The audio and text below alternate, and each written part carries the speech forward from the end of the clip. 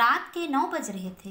हम सब ने खाना खा लिया था और मैं हॉल में आकर बैठ गई। फिर अपना मनपसंद सीरियल देखने लगी थी।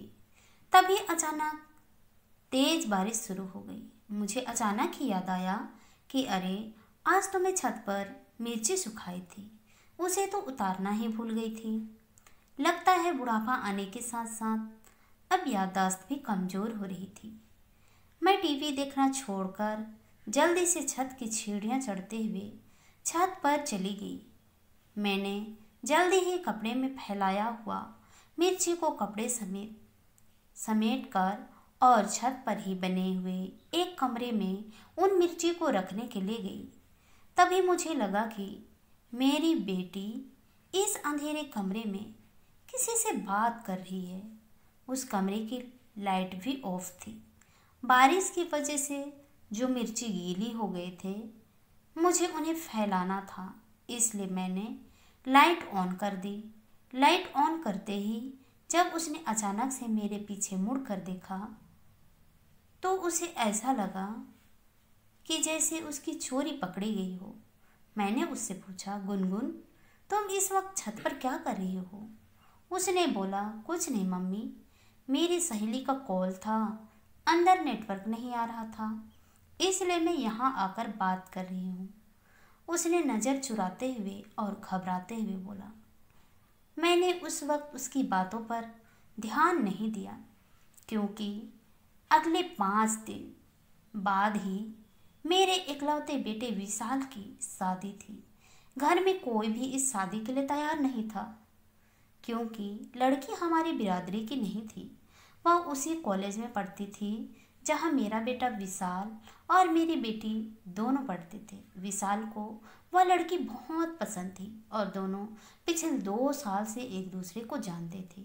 उसकी लाख कोशिश के बाद भी उसके चाचा चाची, उसकी बुआ और मेरे पति इस रिश्ते के लिए इनकार कर रहे थे।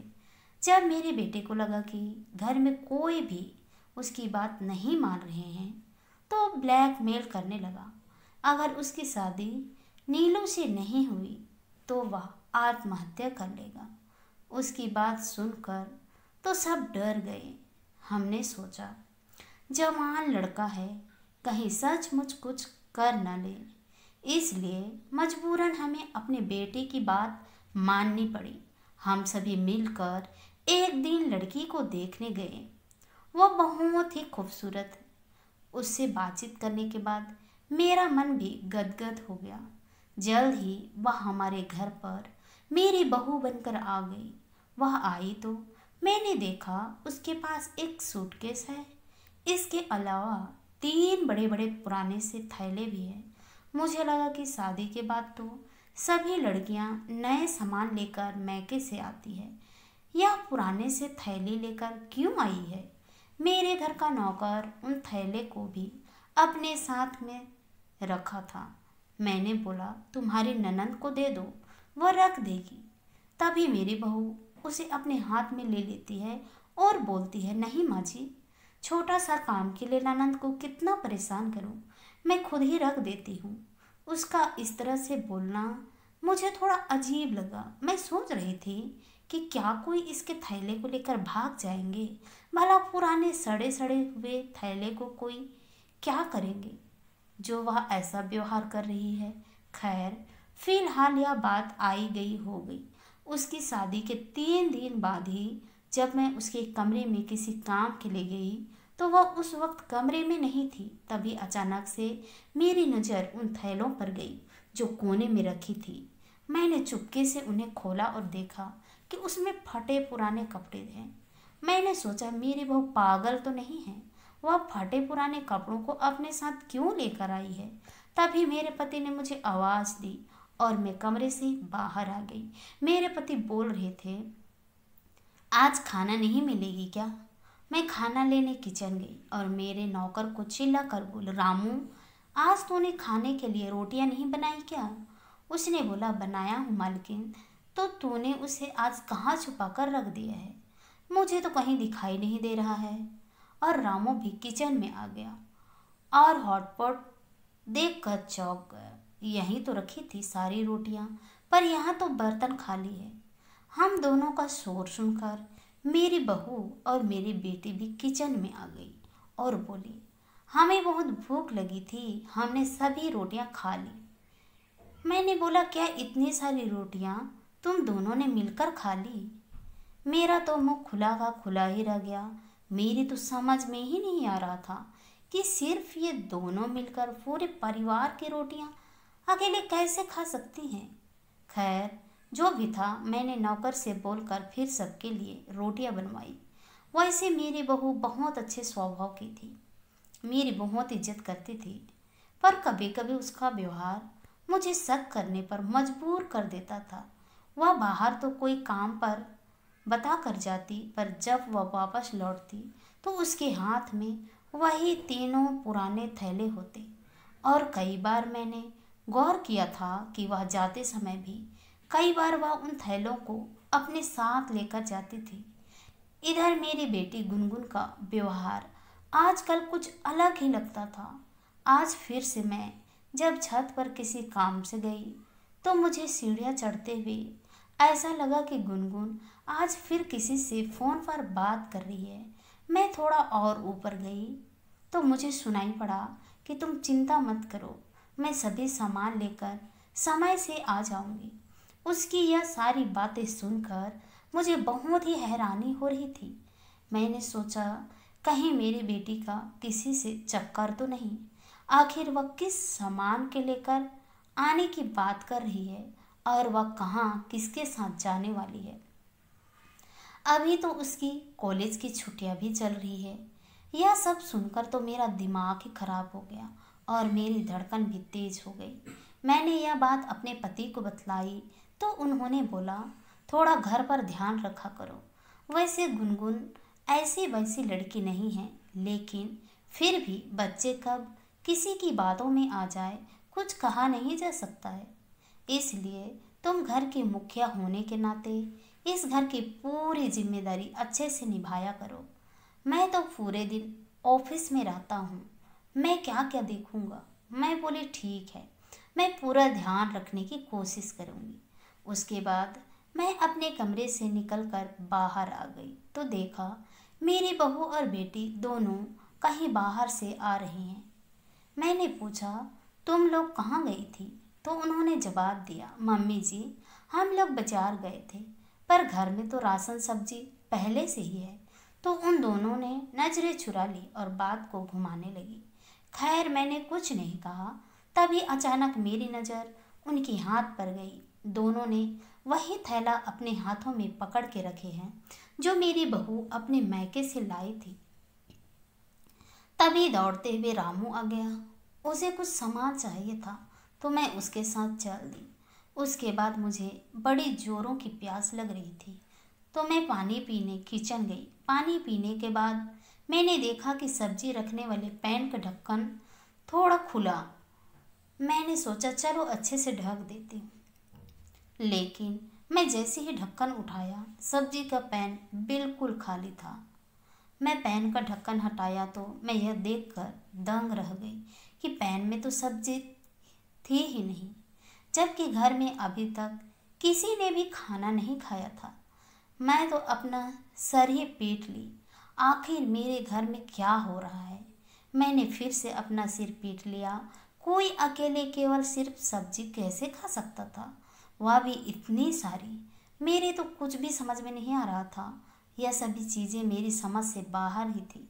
इसलिए मैंने सोचा, अब मुझे मेरी बहू और बेटी दोनों पर नज़र रखनी होगी। आज मेरी बहू किसी काम से बाजार गई थी। जब वह वापस लौट कर आई तो वह लंगड़ा लंगड़ा कर चल रही थी। मैंने उससे पूछा, तेरे पैर को क्या हुआ? तो उसने नज़रें चुराते हुए बोला, कुछ नहीं मम्मी जी, थोड़ा पैर में दर्द है।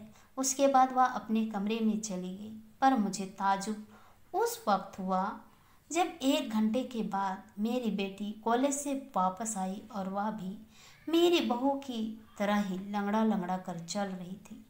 मैंने उससे भी पूछा तो उसने भी मुझे वही जवाब दिया जो मेरी बहू ने दिया। अब तो पानी सर के ऊपर से चली गई। मेरी बेटी बहू के आने के बाद अजीब अजीब सी हरकतें करने लगी थी और मेरी बहू भी ऐसे ही कर रही थी।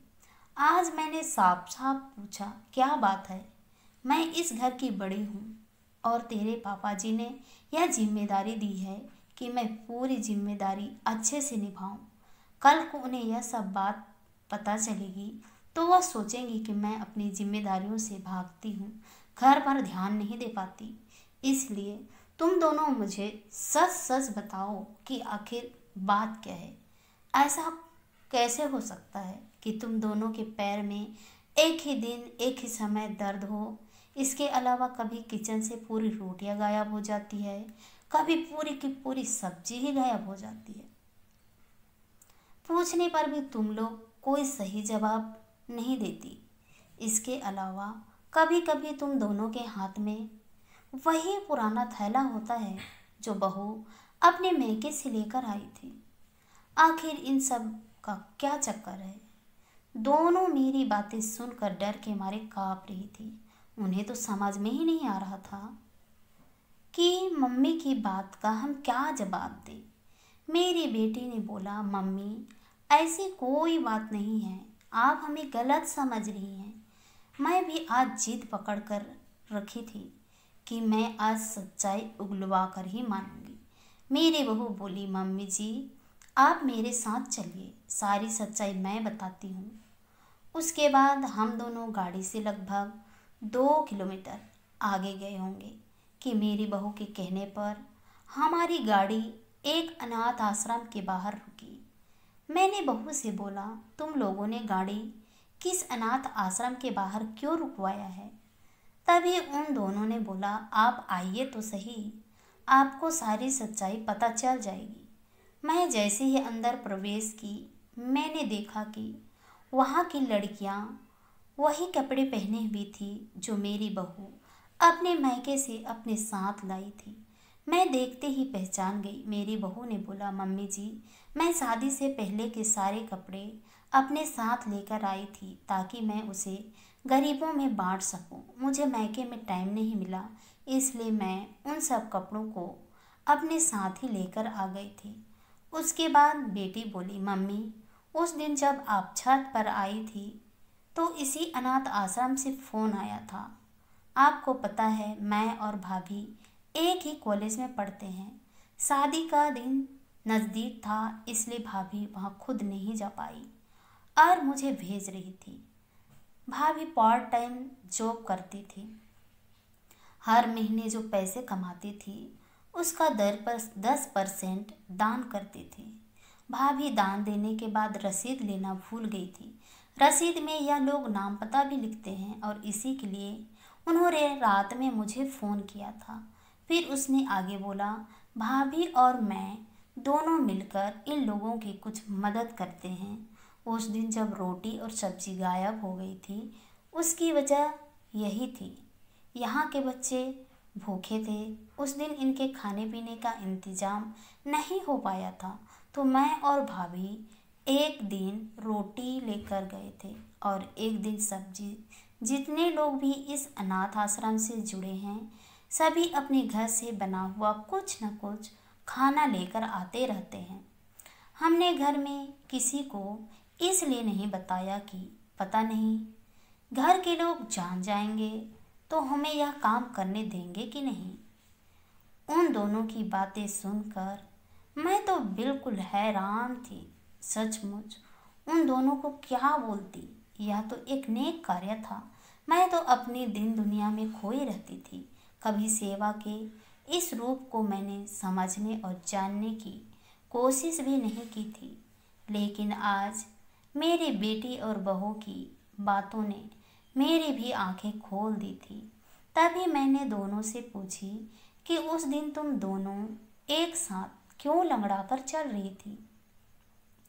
तो उस पर बेटी ने बोली, मम्मी जब हम एक दिन अपने घर से खाना लेकर आ रहे थे तो एक कुत्ता खाने की महक की वजह से हमारे पीछे पड़ गया था। हम दोनों डर के मारे तेजी से दौड़े पर अचानक ही हम दोनों का पैर एक बड़े से पत्थर में टकरा गया और हम गिर पड़े। गिरने की वजह से हम दोनों को चोट लग गई थी। मैं आश्चर्य भरी नज़रों से उन दोनों को देख रही थी और मैंने भी यह प्रण लिया कि इस नेक कार्य में मैं भी उनकी मदद करूंगी। अपने लिए ज़िंदगी तो हर कोई जी लेता है, पर ज़िंदगी जीने का असली मज़ा तो तब है जब हम किसी और के लिए कुछ करते हैं, और तब हमें जो खुशी मिलती है उसकी तुलना किसी और से नहीं की जा सकती। आशा करती हूँ दोस्तों आप लोगों को ये कहानी पसंद आई होगी। अगर कहानी पसंद आई तो कहानी को लाइक कीजिए, शेयर कीजिए, कमेंट कीजिए, और ऐसे ही कहानी सुनने के लिए प्लीज़ हमारे चैनल को सब्सक्राइब जरूर कीजिए। तो चलिए दोस्तों, मिलते हैं नेक्स्ट किसी नई कहानी के साथ। तब तक के लिए बाय बाय, अपना ख्याल रखिए।